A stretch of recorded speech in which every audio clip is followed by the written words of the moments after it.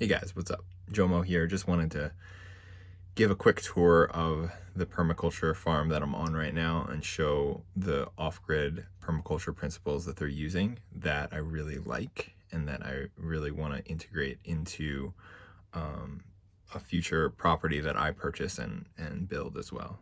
So the first thing is, as you can see, here's a battery pack that's connected to solar. So actually, as you can see right now, it's actually fully charged because I didn't use it last night, but it's like 9 or 10 a.m. right now. So yeah, it's fully charged and it lasts enough at night for my laptop and my cell phone, and it's just one panel. So that's pretty incredible. So then I like the sink. It's pretty like, you know, pretty simple, and also it needs to be improved because when the water comes out, it's like everywhere. So it just needs like a better sink and better, like, I don't know. Maybe they just need to add some kind of normal sink to this. I don't know, somehow. I don't know how piping works, so I need to figure that out. But what I like about it is it goes straight into that pipe, which leads right here. So you can see the water coming out right there from me just running it. So, and it goes into this plant. So I like that idea of moving the water from the sink to the plant. Basically all the excess water gets used to water the plant. So that's just a simple idea, but you can actually see it in action in a lot of other places. So here's a kitty, and here's a shower. So this shower right here, and by the way, they are connected to city water, so that's one thing that they're not off the grid with. But this shower is pretty cool, a little outdoor shower. And it's got this right here, which actually like blows around in the wind. So, and it's pretty windy out here, so that's kind of annoying. So maybe some other kind of open and close door right here, like something that opens and closes. Maybe that would be better here. Just thinking of like improvements. But what I like about this is, here, I'll run this water right here, because this water actually comes out of there. Okay. And also, you know, if you run the shower, it comes into here, this drain. And where does this drain go? I don't know if you could see it when I walked over here, but this pipe comes all the way over here and right there. So, sorry if it gets a little windy, by the way, but as you can see, the water is basically going back into recycling this tree.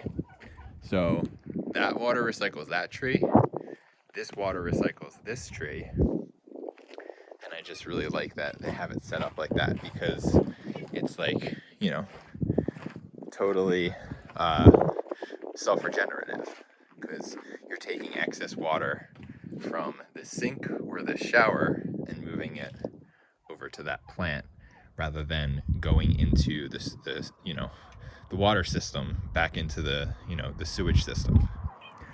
So the other thing right here, we have a compost toilet, and normally you would be connected to the toilet system.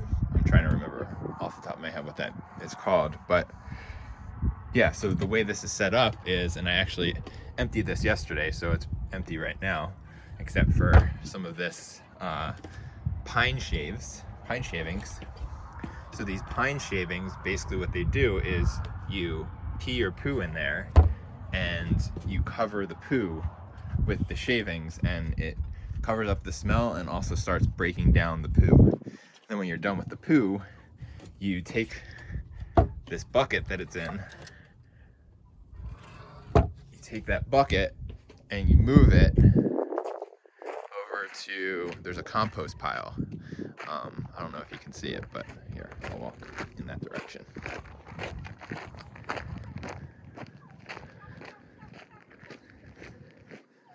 So here's the compost pile. here's the water system, which it looks like is actually running right now. So this is set on a timer every day or every other day. So we'll go over here and we'll see how the water is running. So see, the water's running. Oh, it's getting all over me. But this whole garden is getting watered through that irrigation system, which was actually very simple to create. That I helped create part of it. All you did was take these lines, hook it up to this larger pipe, which then that larger pipe runs and is connected to that hose system over there. So here is the this is the compost pile. So this is like all the food, all the waste, all the poop, all goes in here, and it circulates and it breaks down and turns into soil that you can then reuse, put in the garden. So I really like that regenerative idea being implemented right here. This is another garden. This is mainly wheat, and this is actually growing pretty well. Since I got here, it was pretty low, but it looks like this area is starting to grow. And the irrigation system here is also connected to that hose. And so when this one ends, this one actually is scheduled, I believe, to begin. So yeah, that's really cool that that's hands-free. And then as far as what isn't hands-free, that potentially could be hands-free if you designed it a little differently, but it is kind of hard to make sure everything is running autonomously, I guess you could say. Like there's these trees over here, like here's a tree, there's a tree, there's a tree, there's some more trees over here. And so once a week, these trees get watered, and looks like this one's actually sprouting, which is good because it was pretty bare. So this one's sprouting. So that's really cool. What else do I want to show you guys? Well, this is the earth bag house that they are in the process of building right now, and they've, as you can see, built the walls, the outside walls, with these earth bags. Basically just bags filled with dirt. And then they started building the windows, and they wanted to do it so it was up to code.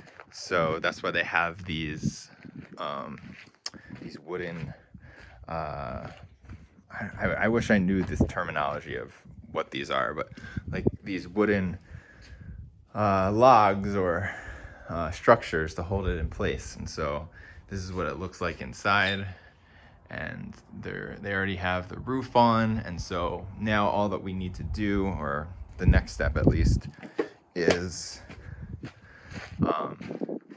basically like take this adobe and cover the building with it, cover all the earth bags, and create the insulation and the wall, and then be able to paint it and etc. I don't know how, to what extent they want to create a further out wall beyond this, but I guess only time will tell. So yep, this is the house, and they have some windows in. Actually, most of the windows are in, except for that one over there. And then they just need to fill in the roof because it is open right now. And yeah, for the most part, it's built, it looks like this is concrete, but it looks like for the most part it's built with natural materials, and then obviously some man-made materials, but for the most part, yeah, I like how the majority is made with natural materials, with the dirt and the wood. And I think it's doable. It's definitely doable to build a home like this. And so I'm taking inspiration from observing what's happening here. And I'm looking forward to, in a week or so, helping out with building this out right now. So that's really cool. What else do I want to show you guys? What else is interesting about this farm? So in the same way as, so all the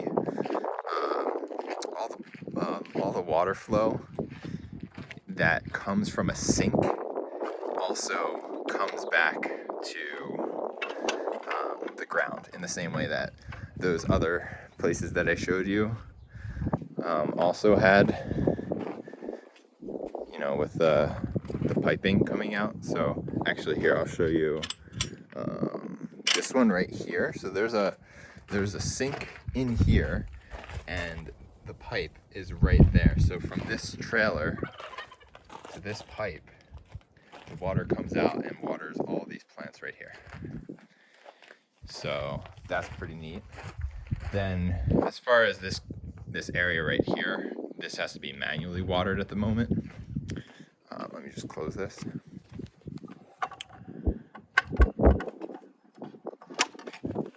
So this area has to be manually watered every other day.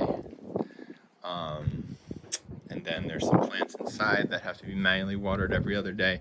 And then the trees have to be watered once a week. So other than that, it actually is a pretty like self-regulating system. Oh, I totally forgot to show you guys the chickens. How did I forget to do that? So, and by the way, it does have, for the shower, it does have a heater that's connected to propane. And so there's propane connected to this. There's propane connected to the oven in this little camper that I'm staying. And there is propane connected to this trailer that is used for the oven as well. So let's see, is there anything else? So then animals still have to be fed and watered, normal food. So it's not totally off the grid where that's concerned.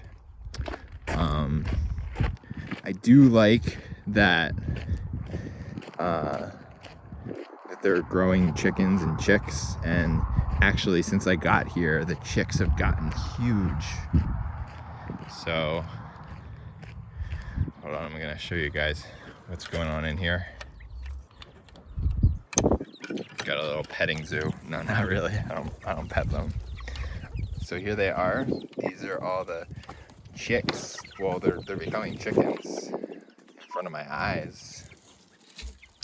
And I actually don't know. I haven't kept track of how many since I got here. I've been here like a little over a week. I haven't kept track of how many are like new babies. I don't know. I do know that some of them do hatch, but I think the larger ones are the ones that have been here, and then maybe there's like one or two small ones that have recently hatched. And then there's turkey and some chickens over here. Say gobble gobble gobble. Gobble gobble gobble gobble. Okay. He likes to say gobble gobble gobble when you tell him, when you make a loud noise, he goes rah rah rah. See? There you go. So that's funny. So they're fed looks like, you know, regular, I don't know what it's called, but it's just like normal like chicken food, like from the store. So that's not off the grid. So all the food as they're currently set up is not off the grid. It is from a store bought. And then they get water. But as far as like in my ideal mind, I want it to be like as totally off the grid as possible. And so there's parts of this that I'm wondering, how can it get even more off the grid? You know, how can the birds be fed something that is growing versus something that you have to buy at the store? So that's something that I am trying to figure out. But yep, there's the food for the chicks, and here's the food for the chickens. And here we have a little greenhouse, which is where a lot of the plants are growing that are gonna eventually go into the main garden, or at least over here. This is just some other plants. I'm not sure what these are, but that's pretty cool. So these are like sunflowers. You could probably read some of these labels as far as like what these are. So those look like they're sprouting pretty well. Melons, butternut, basil. So yeah, this is pretty cool. And one other thing I wanted to show you is this is where the eggs are. So let's see what's happening in here. Any eggs? Nope. No eggs over here. Right, how about over on this side? Oh yeah, we got an egg. See that? Okay. So I'm gonna grab that egg.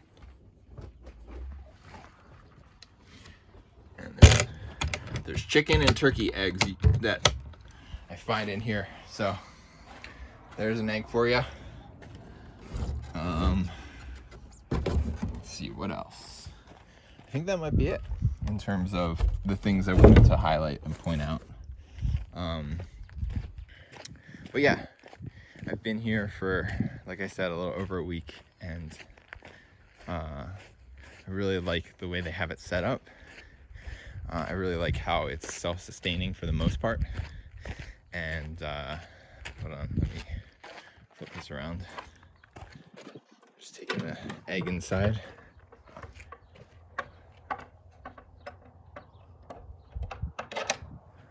So yeah, here, I'll flip this around so you can see me. So basically, oh wow, look at this kitty. She just wants to play. Too bad I'm allergic. I'm allergic to cats, but luckily I haven't had issues with her because I haven't really touched her. But anyway, so I like the way that it's set up here. And as far as it being like totally off the grid, that still I think needs to be you know, reevaluated in some way. I don't know if it's possible to be totally off the grid. You know, the stuff with the food for the animals, that's probably the hardest part to go off the grid with, and also the water, because the water is coming from the city water. Otherwise they would need to have some kind of water source around here, or lots of rain, and it doesn't rain very often here, so it's kind of hard to go off the grid water wise in this area. This is in southern Arizona. So yeah, with that being said, I think they're doing a pretty good job of being as off the grid as possible and being like self-sufficient and being able to have things running pretty much on their own, minus, you know, taking care of the animals, feeding the animals, and watering the plants. So that is what my assessment is of the situation at the moment. I really like the way that they have, you know, the farm set up with the coop and the two gardens, and yeah, and also this house over here is going to be really cool. And I do like that it is pretty much an earth bag house. Yeah, I mean, or an earth ship is what I was trying to say, minus the wood on there. But I don't know, I think it's probably fine. They're doing that because they wanted to be up to code regulations with the buildings in this area. I don't know if that's totally necessary because this is kind of a remote area. But having said that, it is pretty cool how much they're able to do with just earth materials. Yeah, like even I think the vast majority of the rest of it is going to be done with earth materials. So I will, if I'm still here, I don't know if I will be, probably not. When it's done, I'll definitely take video to document it, and also maybe as it's happening, as it's being built. Maybe I'll make some kind of video if that's something that you guys are interested in. So anyway, sorry I'm all scruffy. I know I need to shave, but yeah, it's been cool being out here and chilling, and yeah, I look forward to seeing you guys in the near future, and let me know if you thought this was a interesting video and got your wheels turning in terms of how to create a more off-grid, self-sustaining environment. So thanks for watching. Talk to you soon.